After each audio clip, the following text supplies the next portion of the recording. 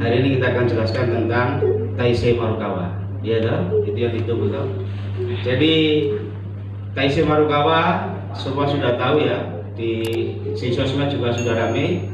Cuman ini sebelum ke Taisei, kira-kira Valpot ini mau diteruskan apa enggak?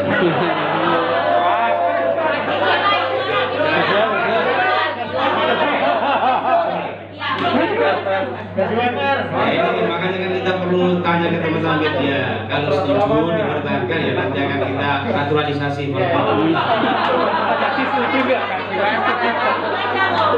Bukan kuota pemanasi nanti, dinaturalisasi.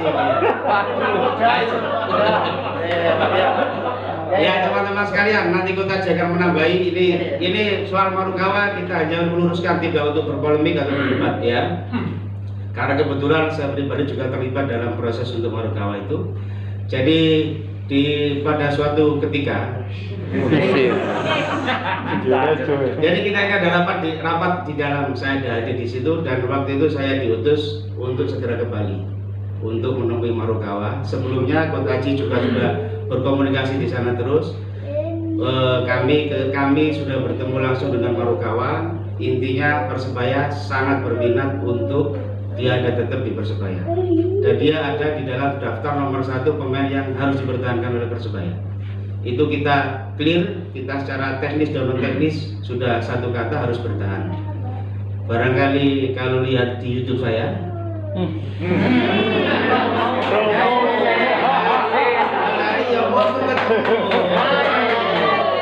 kita makan siang masakan Jepang sama Marukawa. Kita sampaikan, jadi tentang harapan kita dia supaya stay di sini. Ya, itu sudah lama sekali, lama. Jadi terus dalam perjalanan, apa yang disampaikan oleh Marukawa waktu itu adalah dia menghormati tawaran Persebaya, tetapi dia ingin fokus menyelesaikan kompetisi. Oke, kita respect dan kita hormati. Begitu juga Coach Aji juga berulang kali menanyakan di sela latihan atau di sela ini ditanyakan, dia Coach, saya mau menyelesaikan urusan kompetisi ini sampai selesai. Gitu. Seiring waktu, jadi tidak hanya dengan pemain, saya juga kita manajemen juga komunikasi dengan agennya beberapa kali kita berkomunikasi. Sama jawaban dari agen, Pak, orangnya Marukawa masih mau fokus di kompetisi, penyelesaian kompetisi. Kemudian dalam beberapa hari kemudian ada perkembangan, agennya itu menyampaikan ke kita, dia katanya sudah tidak dipakai oleh Marukawa. Waduh, kita kaget juga. Kok bisa, kenapa nggak bisa? Jadi ada di apa itu, kalau di website itu Transfermarkt itu ya, itu kan ada. Jadi nama agennya ini sudah tidak ada. Terus agennya ini cross check ke Transfermarkt itu, kenapa kok bisa namanya ada? Ternyata katanya ini versi agen, requestnya dari si pemain gitu. Jadi kita kemudian coba jalan memutar lagi. Kita menemui lagi Marukawa dan jawabannya masih tetap sama, belum ada untuk merespon tawaran dari kita. Dan sampai hari ini, detik ini, ketika Marukawa sudah terikat akhir kontrak dengan kita per 31 Maret kemarin, sampai hari ini juga tidak ada angka yang ditawarkan Marukawa kepada kita atau merespon angka yang kita berikan. Dan angkanya memang untuk Marukawa memang bukan kaleng-kaleng, angka tinggi memang waktu itu. Tetapi sampai sekarang belum ada respon. Jadi kita, makanya kemarin ada berita bahwa kegagalan dalam negosiasi, tidak cocok harga atau apa. Jadi ini sekedar luruskan, tidak untuk berpolemik. Toh Marukawa juga sudah tidak bersama kita, hanya minta tolong kepada teman-teman media. Ini ceritanya seperti itu. Jadi biar ini menjelang bulan puasa, biar hati kita bersih, tenang, jalani puasa. Ya. Jadi untuk urusan Marukawa itu adalah, ini bukan versi manajemen atau versi enggak. Ini Coach Aji juga, mohon maaf, ini puasa Dawudnya juga rutin Coach Aji ini. Jadi ini orang baik. Jadi beliau kalau saya dianggap tidak baik, ini ada operasi. Ya. Dan kami berdua ini terlibat dalam proses Marukawa. Ya. Ini urusannya dunia akhirat untuk. Ya. Ini saya kesan seperti itu supaya ini, mohon maaf ya, ini juga tidak untuk berpolemik lagi di belakang hari dan sebagainya, enggak. Ini hanya kita luruskan biar jalan sejarah ini benar gitu aja, ya. Silakan untuk ditambahkan. Iya, terima kasih Para. Begini, masalah Marukawa itu memang mungkin Pak Ram yang makan kedua sama Pak Nanang saya nggak ikut. Tapi bukan saya yang pertama ikut komplit, yang kedua saya nggak ikut. Puasa. Nego memang sudah dilakukan. Dan artinya begini, malam-malam saya diajak Pak Nanang sama Pak Ram ngomongin masalah Marukawa. Bahkan kompetisi belum selesai pun Pak Presiden sudah menyampaikan ke saya, Coach Haji, Marukawa amankan. Siap Pak Presiden? Saya bilang begitu. Nah, akhirnya Marukawa memang ditanya, itu nggak sampai detik ini dia tidak pernah mengungkapkan minta berapa ke Persebaya, tidak pernah. Saya ngomong begini berulang-ulang kali sampai kapanpun tidak akan berubah karena tidak bohong. Gitu.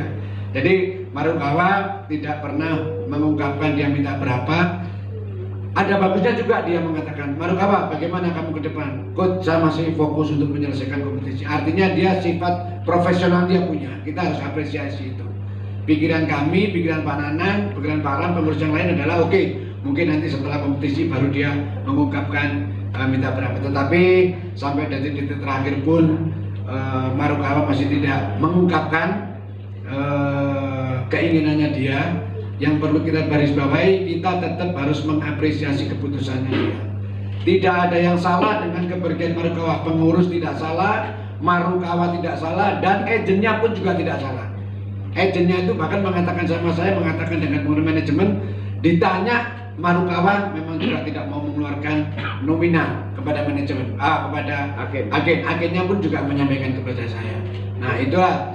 Tetapi menurut saya sekarang udah tahu Marukawa sama striker Arema Fortes ke Semarang, nggak ada masalah, ini normal dalam dunia sepak bola biasa, nggak perlu ada yang dipandang sesuatu hal yang spektakuler.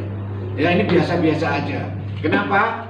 Karena saya juga mantan pemain dulu, jadi saya tahu situasi. Jadi menurut saya kepergiannya Marukawa itu tidak perlu disesali yang berlebihan, normal. Oke lah, mungkin selama ini orang senang dengan Marukawa, tetapi kalau mereka udah pergi, dia yang jelas menyampaikan ke saya, Coach, I want to looking for the new challenge. Dia ingin mencari tantangan baru di sepak bola. Mungkin dia udah berpikir, saya sudah sukses di Persebaya dengan pertama kali datang ke Indonesia, sukses, saya akan mencoba tantangan baru. Kita lihat aja nanti tantangan dia tidak di Persebaya bisa sukses apa tidak Marukawa.